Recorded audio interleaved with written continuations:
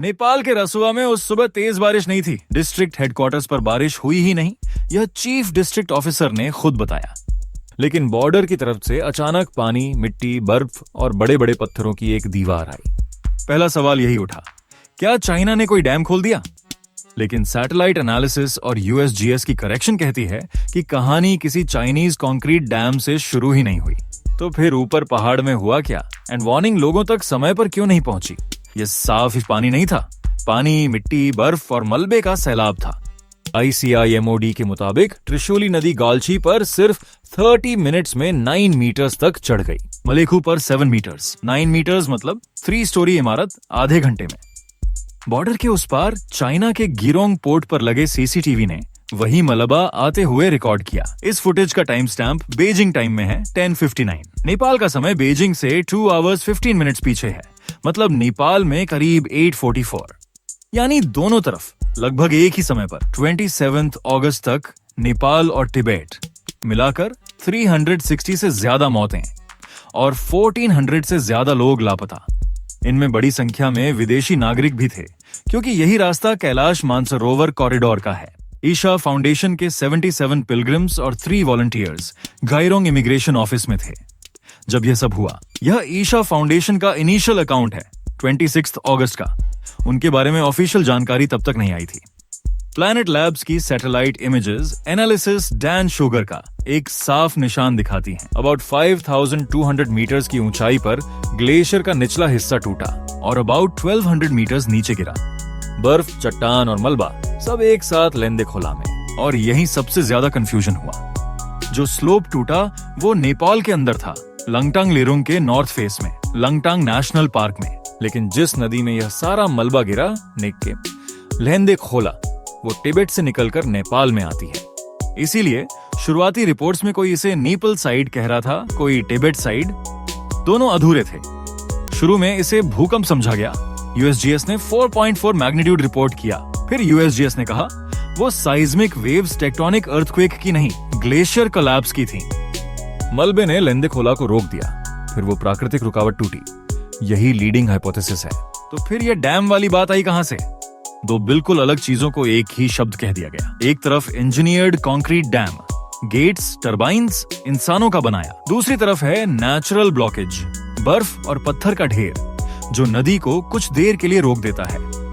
शुरुआती रिपोर्टिंग में जिस डैम की बात थी वो दूसरी वाली चीज थी। अभी तक किसी चाइनीज कंक्रीट डैम के टूटने या चाइना के जानबूझकर पानी छोड़ने का कोई एविडेंस नहीं है।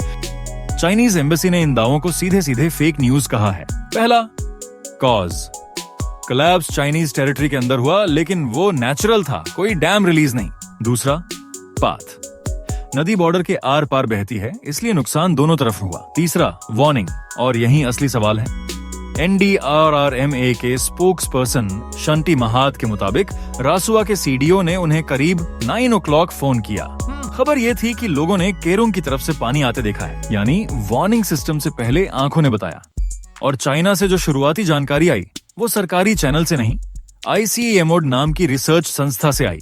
दोनों देशों के बीच कोई फॉर्मल नोटिफिकेशन मैकेनिज्म है ही नहीं। किसी के पास कोई नंबर नहीं जिस पर फोन करना है, और किसी की जवाब देने की जिम्मेदारी नहीं।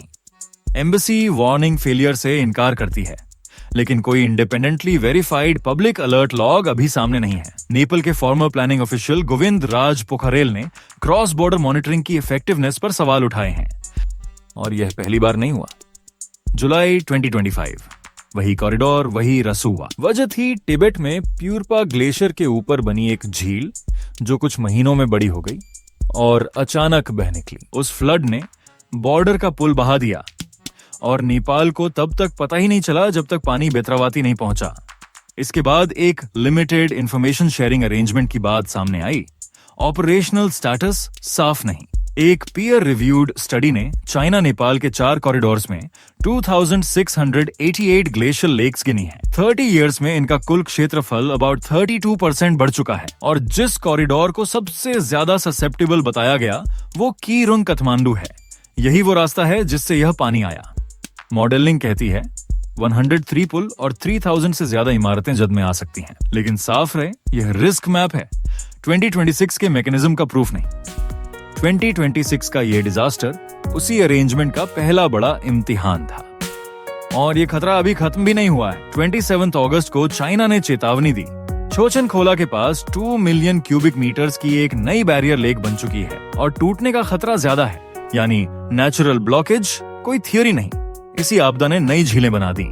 वार्मिंग से ग्लेशियर पीछे हटते हैं, परमाफ्रोस्ट पिघलती है और चट्टान बर्फ की ढलानें कमजोर होती हैं। लेकिन इसकी अकेली वजह क्लाइमेट चेंज थी, ये कहना एविडेंस से आगे जाना है।